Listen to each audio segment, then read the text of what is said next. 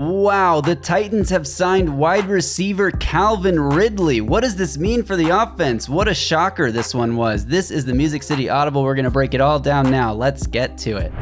Welcome everyone to another episode of the Music City Audible podcast presented by Broadway Sports Media in partnership with 440 Sports. I'm Justin Graver. With me, as always, is Justin Melo, and here on our, sixth podcast of the week already, we are going to be reacting to the Titans signing wide receiver Calvin Ridley.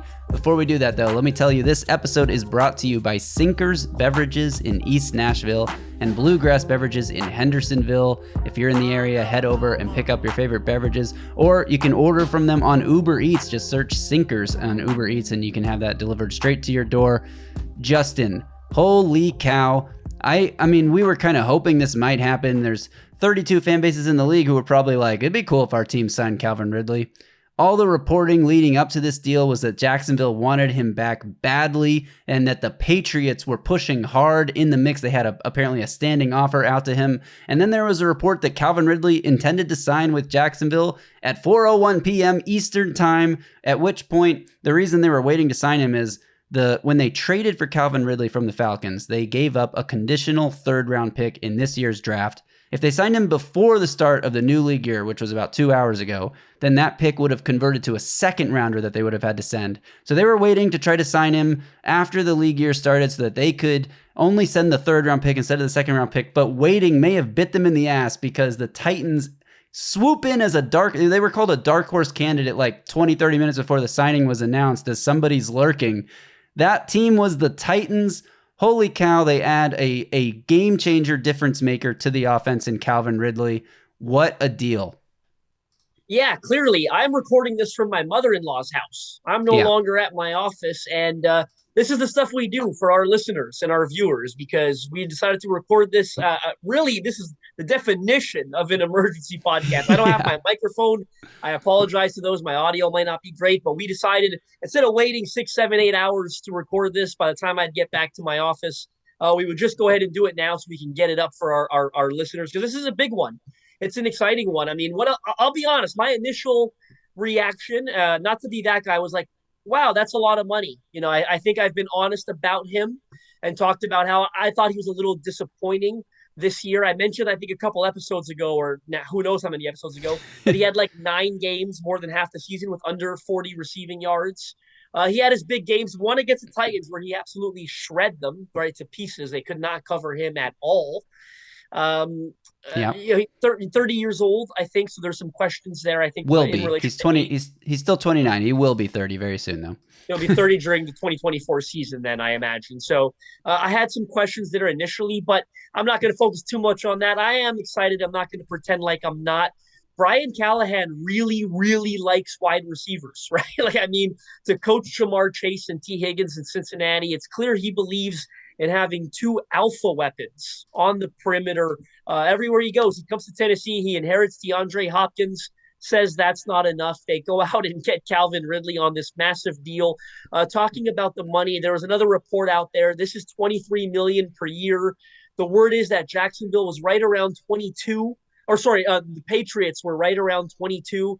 And they said the Jags were about a hair short of 20. I mean, that's a big difference from Jacksonville. But if New England was at 22, I mean, the Titans were right there and came in. Talk about swooping in. I did not expect this. I'm not going to pretend like I did. And there were national reports, for the most part, for days. They've been talking about Jacksonville and New England for him. No one really talked about Tennessee. So this is a shocker. And I'm going to quickly go against myself here. I talked about some of the concerns. Now let's talk about some of the reasons maybe why you shouldn't be concerned. Right. Reception, perception, something you should check out. He's still an outstanding separator this past season. No doubt that he creates separation more than DeAndre Hopkins does.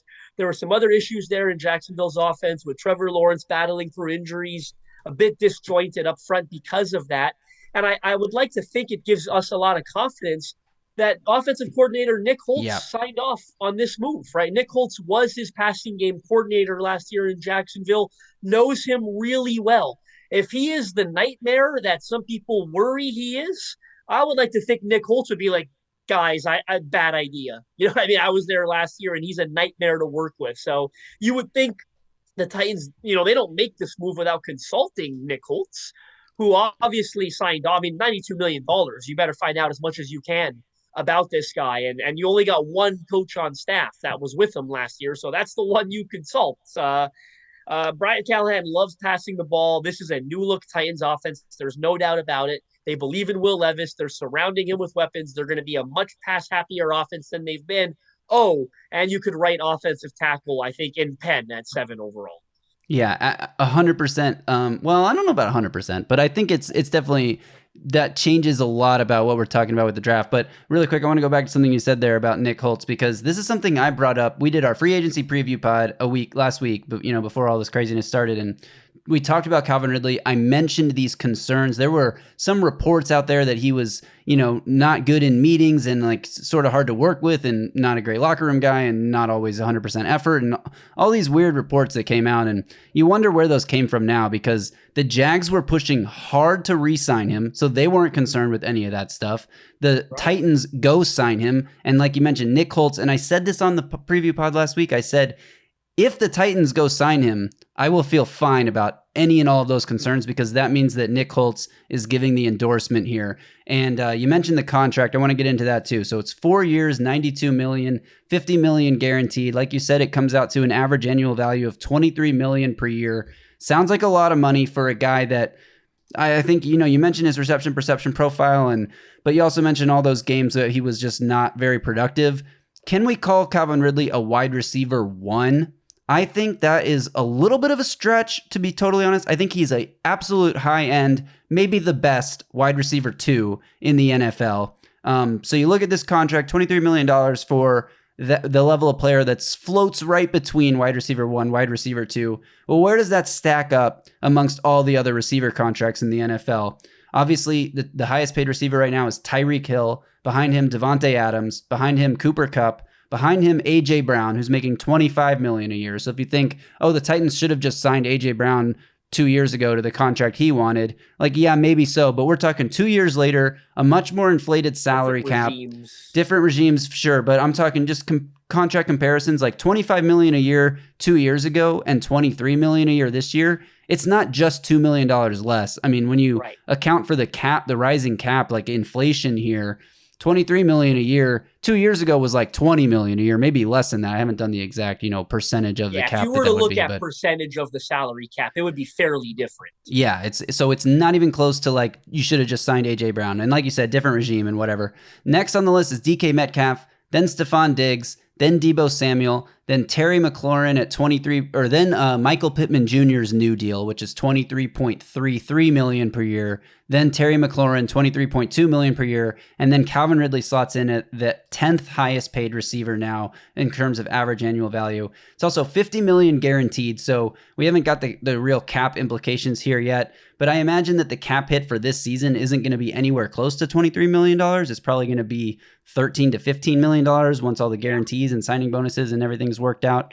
So, Calvin Ridley signs with the Titans. You mentioned his age there. I think that's the other part of this contract that's important. It's a 4-year deal for a guy who's 29. He'll turn 30 in December of this coming season. He's a little bit older than I would have, just guessed based on it feels like he hasn't been in the league long enough to be already 30 years old. Well, he had that 1 year he was suspended too, right? But he's like a 29-year-old body athletic in terms of taking a pounding on the football field, because he was suspended for an entire year that he missed. So the question now is, like you said, does this lock in the Titans for a tackle at pick number 7? Because there's been all this talk. The first 2 picks will be wide receiver, offensive tackle. Well, now that you have DeAndre Hopkins and Calvin Ridley, do you still need to draft a receiver super early?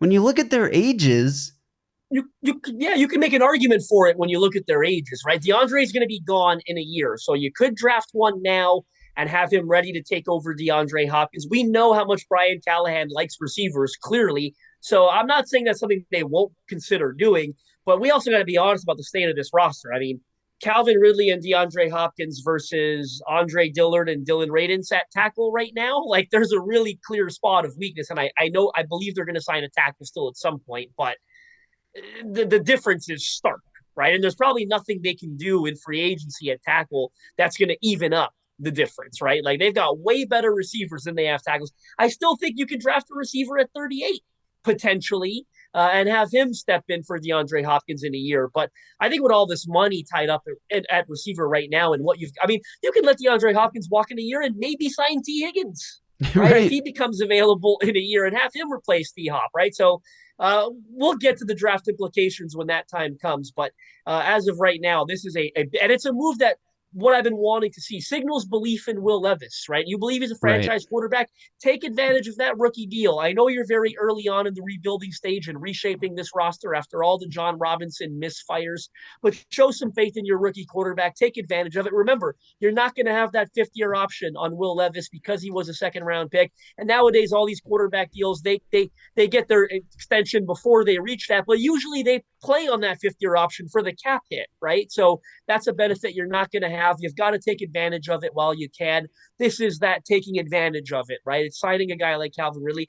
He probably doesn't play all 4 years of the deal, right? If we're being honest, $50 million guaranteed based on the average salary. That sounds like 2 years, and then we'll see, right? If you had to Right. pay him $25 million per year, if you break it down, and then we'll see. So, but this is definitely an exciting move. You steal him from a division rival on top of it. So, big move. Again, Brian Callahan, from the day he arrived, he's told you how much he loves wide receivers, and this certainly reiterates that. Yeah, and he also talked about having receivers that can do different things. And I think when you look at where DeAndre Hopkins is in his career, and I know they're not that far apart in age, but I think Calvin Ridley, when you talk about being an elite separator, the reception perception score, great work done there by Matt Harmon on a very consistent basis. Always, yeah. DeAndre Hopkins, not a great separator, great contested catch guy, great possession receiver. At this point in his career, he will move the chains, but Calvin Ridley's going to get open, and he can get open deep too. He's going to be a guy that Will Levis can use that big strong arm, wants to throw the ball down the field. That is what Calvin Ridley brings you, a guy who can really beat man coverage pretty damn well. And then DeAndre Hopkins is going to eat against zone. So two guys who I think complement each other very well. Who's going to be the number one on the Titans versus the number two? Like, I don't think it matters. They're both going to be very, very good and very reliable targets. So this is great news. I think other implications are obvious. Takes them out of the running for trading for T. Higgins this year. Takes them out of the running for signing Marquise Hollywood Brown. And, Mike Williams was released by the Chargers today. I don't think they're not going to be in on any of these guys because they don't need them now. They got a lot of money invested in this position. And I think it's going to be really exciting for the offense here. Offense adding some crucial pieces between him, Lloyd Cushenberry, and Tony Pollard.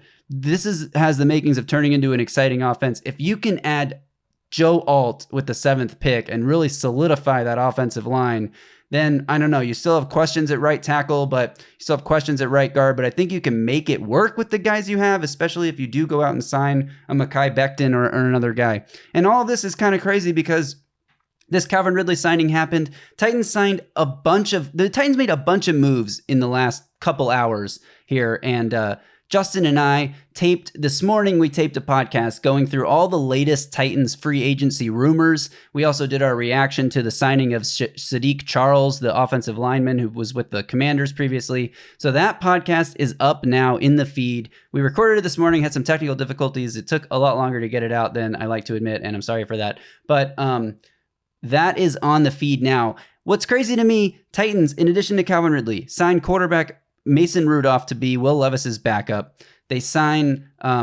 re-signed Julius Chestnut. They tendered Jack Gibbons, and they re-signed Nick Folk. So those 4 signings in addition to Calvin Ridley.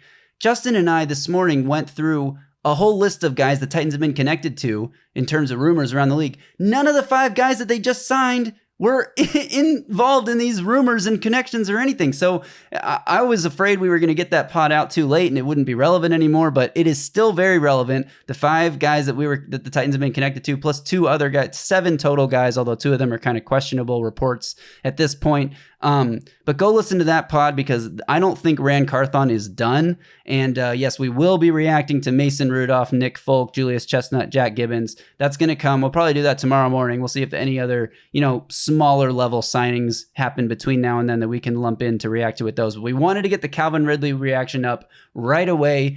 poor audio quality or not. So thank you, Justin, for taking time away. Thank your girlfriend for allowing you to sit down and do this podcast with us right now.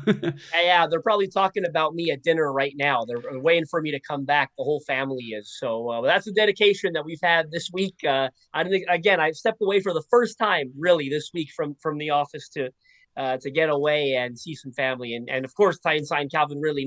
I'm pulling into the driveway. Literally, I check my phone and I see $92 million Calvin Ridley. I went, holy crap. So I'm glad we were able to found a way to knock this out. Sorry to our listeners if the audio quality is not what you're used to it being. Of course, I don't have a spare microphone here at my mother-in-law's house, but we wanted to get it up. I'm not going to be, again, we wouldn't have got this up for another 7, 8, 9 hours if we waited. So we're glad to get it to you right now. And it's a game changer. It's a game changer for the Titans offense. The biggest deal, I would say, of Rand Carthon's tenor here. I mean, you could put DeAndre Hopkins up there with it, but there's so much more money in this deal than the DeAndre Hopkins deal. So certainly the biggest deal of the Rand Carthon era, obviously the biggest deal of the Brian Callahan era.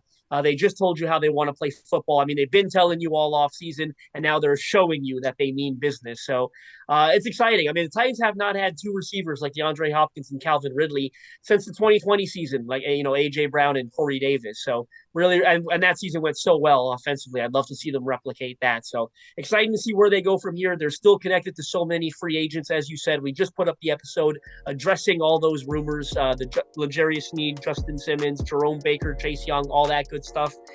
Once we get the details of this, the intricate details of this contract, we'll see how much money they have to go out and get those guys. I imagine they still have a decent amount to play with and can add some legitimate contributors. And we'll be back when they do. And the Mason Rudolph episode's coming next sometime early tomorrow morning. Which is a signing I like, by the way. Little tease there for that. But yes, we'll get to that tomorrow morning. So thank you all for tuning in. Especially thank you to those watching on YouTube. Please subscribe to the channel. Keep helping us grow. Turn on the notifications so you get an alert when we drop a new video, because who knows when the Titans are going to make their next move and we're going to have to hop on and record yet again. A reminder, this episode has been brought to you by Sinkers Beverages in East Nashville, Bluegrass Beverages in Hendersonville. Stop by there to stock up on all your beverages and check out the huge walk-in beer fridge. Super cool there. You're definitely going to want to see that. So if you're in that area, head on over. Tell them the Music City Audible sent you. All right, like Justin said, we'll be back tomorrow morning with a Mason Rudolph reaction, and anything else that happens may get lumped into that too. So until then, you all stay safe out there and tighten up.